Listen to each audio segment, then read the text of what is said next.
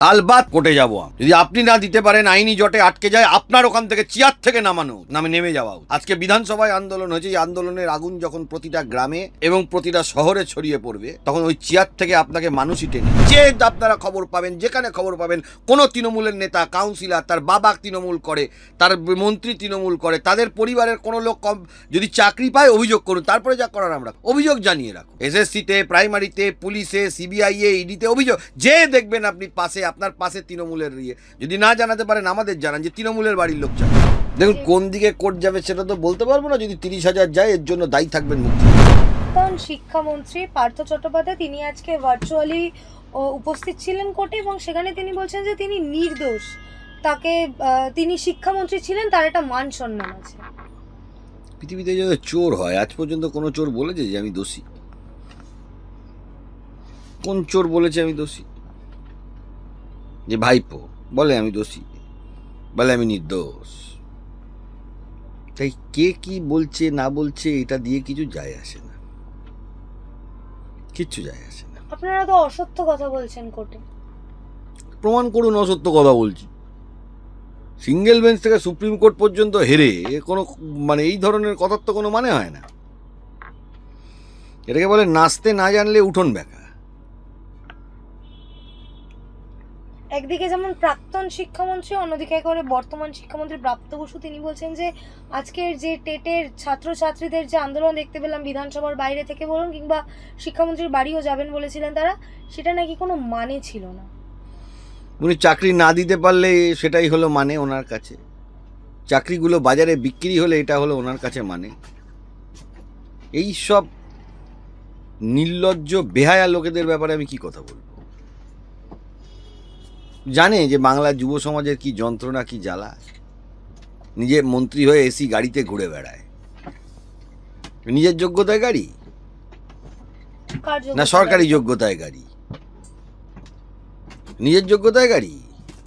ভাইপো যে গাড়িগুলো চড়ে বেড়ায় এটা নিজের যোগ্যতায়? কিন্তু যে শূন্য পদের জন্য আজকে তারা রাস্তায় নেমেছিলেন, সেই শূন্য পদ নাকি এখনো হিসেব চলছে, 3-4 দিনে দিয়ে দেবেন। এটা কি চুরি করার হিসাবটা চলছে?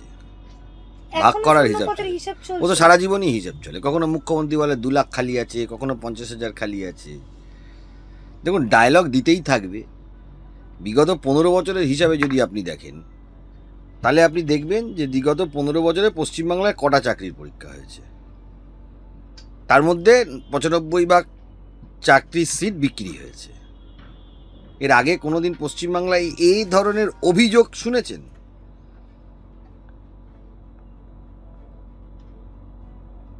অভিযোগ যখন উঠছে তার সত্যতা কিছু আছে। তাহলে তো ওনারাই ওনাদের হাতে প্রশাসন, তাকে পুলিশ দিয়ে তুলে নিয়ে যেতে পারতেন। কিছু করতে পারছেন না। দাদা শেষবারে আমরা মুখ্যমন্ত্রীকে বলতে চলেছিলাম 50 কি 51,000 শূন্য পদ আছে, 30,000-এর বিজ্ঞপ্তি বেরিয়েছে, 20,000-এর বিজ্ঞপ্তি এখনো বেরোয়নি কিন্তু বেরোবে। সেই জায়গায় আজকে শিক্ষামন্ত্রী তিনি বলছেন 50 এবং 51,000 যারা খেয়ে কথা বলছেন তারা জানেন না, তারা মিথ্যে কথা বলছেন। আলবাত কোর্টে যাব আমরা। যদি আপনি না দিতে পারেন, আইনি জটে আটকে যায়, আপনার ওখান থেকে চেয়ার থেকে নেমে যাওয়া উচিত। আজকে বিধানসভায় আন্দোলন হয়েছে। এই আন্দোলনের আগুন যখন প্রতিটা গ্রামে এবং প্রতিটা শহরে ছড়িয়ে পড়বে, তখন ওই চেয়ার থেকে আপনাকে মানুষই টেনে নামাবে। শূন্য পদটা কোথায়, হিসেব কোথায়, এখনো হিসেব করছেন? দেখুন হিসেব ওনারা সারা জীবনই করে যাবেন। সামনে বিধানসভা আছে তো কিছু পয়সা দিয়ে বিক্রি করতে হবে, যেগুলো সিট, সরকারি চাকরি, তার হিসাব করছে। আপনারা কি চান না কারোর চাকরি হোক? মুখ্যমন্ত্রী চাকরি দিতে চাইলে আদালতে যাচ্ছেন। আলবাত যাব। আদালত তো সংবিধানের একটা পার্ট। আর এই মূর্খদের কি বোঝাবো? আদালতে কি আমরা গেছি নাকি? আদালতে যে চাকরি পায়নি সে গেছে এবং আলবাত যাবে।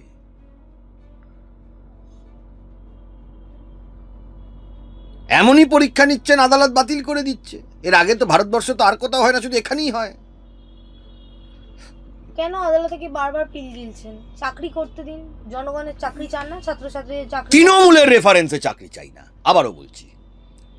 করতে দেবো না তৃণমূলের রেফারেন্সে চাকরি। তৃণমূলকে করতে দেবো না। করে না যা করার। সরকার তো তৃণমূলের, চাকরি কারা দেবে? বিক্রি করলে করতে দেবো না, ওগুলো তৃণমূল চাকরি আমি মনে করি। যদি বিক্রি করে সেগুলো হলো তৃণমূল চাকরি আমি মনে করি। কটা লোক যোগ্যতায় চাকরি পায় আপনি বলুন তো? লক্ষ লক্ষ বেকার ছাত্রছাত্রী বসে আছে, জীবন শেষ, বয়স শেষ, সমস্ত কিছু। কটা লোক যোগ্যতায় চাকরি পায়? নেতা মন্ত্রীদের ছেলেদের করতে দেবো না। যে আপনারা খবর পাবেন, যেখানে খবর পাবেন কোনো তৃণমূলের নেতা, কাউন্সিলর, তার বাবা তৃণমূল করে, তার মন্ত্রী তৃণমূল করে, তাদের পরিবারের কোনো লোক কম যদি চাকরি পায় অভিযোগ করুন, তারপরে যা করার আমরা করব। অভিযোগ জানিয়ে রাখুন, এসএসসিতে, প্রাইমারিতে, পুলিশে, সিবিআইয়ে, ইডিতে অভিযোগ। যে দেখবেন আপনি পাশে, আপনার পাশে তৃণমূলের যদি না জানাতে পারেন আমাদের জানান যে তৃণমূলের বাড়ির লোক চাকরি পেয়েছে, মন্ত্রীর ছেলে চাকরি পেয়েছে, অভিযোগ জানিয়ে রাখুন। তারপর আজকে যতটা পারবো করব, যখন সরকার চলে যাবে তখন তো অনেক কিছু করব। আদালতে না গিয়ে ভোটে যান, জনগণের পাশে যান। ওটা আপনার দায়িত্ব, আমার দায়িত্ব না, আমাদের দায়িত্ব না। আমরা রাজনীতি করি না, আমরা আদালতে মামলা করি, আমরা আইনজীবী। ওটা আপনি যান। ভোট লুট করে যেতেন পশ্চিমবাংলায় 2021 সালের পর, জেনোসাইড করেছেন, এর বিচার হবে। সিবিআই হয়তো কিছু করলো না। 2021 সালের পর গ্রামে গ্রামে, এলাকায় এলাকায় যে ধরনের খুন, ধর্ষণ, রেপ, মার্ডার করেছেন, যেটা পশ্চিমবাংলার ইতিহাসে এত বড় জেনোসাইড হয়নি। এর বিচার চাই আমরা। আজকে হবে না, তৃণমূল আছে, যখন যাবে তখন হবে, অনেক কিছু হবে। বাংলার উন্নয়ন দেখবেন, জ্বলবে না লুচির মতন ফুলবে। এই উন্নয়নটা কি সেটা তো বলতে হবে ওনাকে। চুরি করাটা উন্নয়নের মধ্যে পড়লে সেটা ওনার ডেফিনেশন, গরু পাচারটা যদি উন্নয়নের মধ্যে পড়ে সেটা ওনার ডেফিনেশন, চাকরি বিক্রিটা যদি ওনার ডেফিনেশনের মধ্যে পড়ে সেটা ওনার ডেফিনেশন, উন্নয়নের ডেফিনেশন। উন্নয়নের একটা তো সংজ্ঞা হতে হবে। উন্নয়নটা কি? উন্নয়নটা কি? জ্বলবই তো। বাংলা যদি ধ্বংস হয়ে যায় আমাদের জ্বালা হবে না, মনে যন্ত্রণা হবে না? দাদা একেবারেই শেষ প্রশ্ন, এই আজকে আবারও প্রাইমারি শুনানি ছিল, ঠিক কোন দিকে যাচ্ছে প্রাইমারির? দেখুন, কোন দিকে কোর্ট যাবে সেটা তো বলতে পারবো না। যদি 30,000 যায়, এর জন্য দায়ী থাকবেন মুখ্যমন্ত্রী।